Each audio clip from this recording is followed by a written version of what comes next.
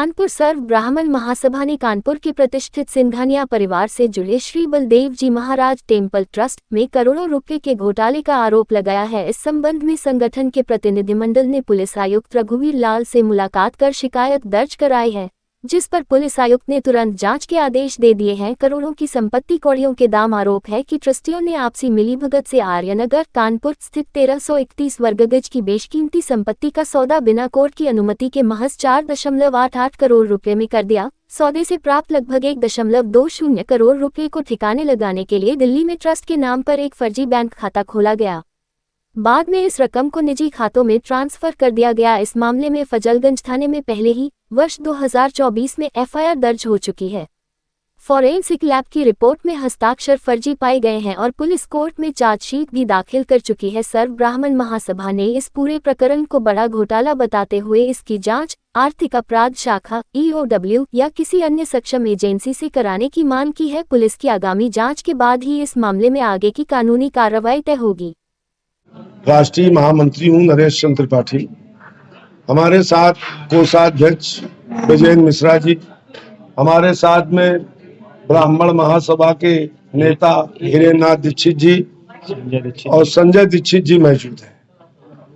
हम लोगों को, हमारी संस्था को कुछ लोगों ने शिकायत की कि कानपुर में श्री बलदेव जी महाराज टेम्पल ट्रस्ट, जो कि जेके वालों के एक ग्रुप के परिवार के ग्रुप का था, उसमें करबी बांदा में तमाम प्रॉपर्टियां थी, उनको खुर्द-बुर्द करके बेच दिया गया और करोड़ों रुपया, अरबों रुपया ट्रस्ट का शरदपत सिंघानिया, विदुषपत सिंघानिया और उदितपत सिंघानिया ने और मीनाक्षी सिंघानिया ने फर्जी हस्ताक्षरों से अपने निजी उपयोग और उपभोग में ले आए।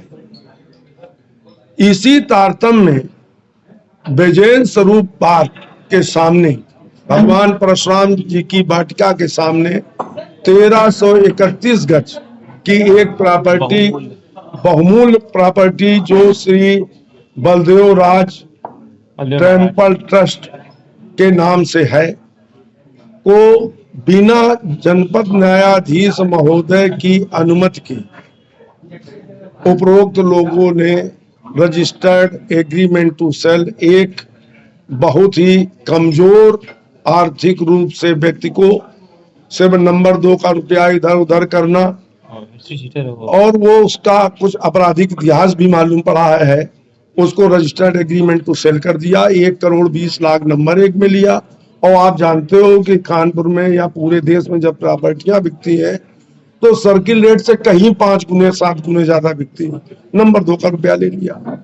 इसी के साथ में इन्होंने करोड़ों रुपया इस ट्रस्ट का जो जमा था, एक फर्जी ट्रस्ट बनाकर फर्जी हस्ताक्षर करके, जिसकी शिकायत इन्हीं के पारिवारिक भाई क्या नाम था, प्रणवपत सिंघानिया ने थाना फजलगंज में मुकदमा अपराध संख्या 467, 468, 471, 352, 507, 120, 323, 506 का दायर किया। उसकी विधिवत विवेचना हुई और इनके सबके हस्ताक्षर नमूना पुलिस विधि विज्ञान प्रयोगशाला विवेचना अधिकारी ने भेजे, जिसमें ये आ गया कि ये फर्जी दस्तखत किए गए और उस आधार पर चार्जशीट, चूंकि माननीय उच्च न्यायालय से उनका आदेश स्टे था, तो चार्जशीट माननीय CGM कानपुर नगर में विचाराधीन है।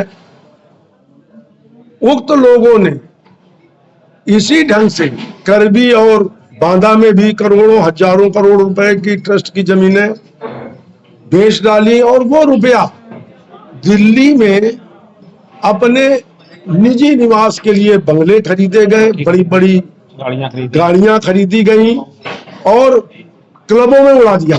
सभा ये चाहती है कि भगवान के नाम पर,